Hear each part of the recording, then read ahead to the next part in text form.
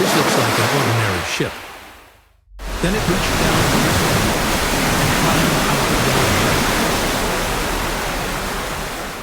This isn't a platform. It sails in, stands up on its legs, then sails away. Each of its 4 legs is about 130 meters tall, more than 40 stories. The sea never stops moving, so there's only one thing it can't control: the water. Its legs drop through the water toward the seabed, each ending in a giant steel foot. The foot bites in, then floods with seawater to drive the legs down until they lock.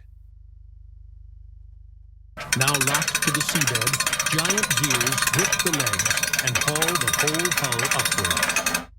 16,000 tons rise clear of the sea. Imagine standing here, above the ocean. Its crane lifts 3,200 tons, turbine blades over 100 meters long. When the lift is complete, a new giant is left standing in the ocean. Then it sits down, becomes a ship again, and sails away. What else have you sailed past?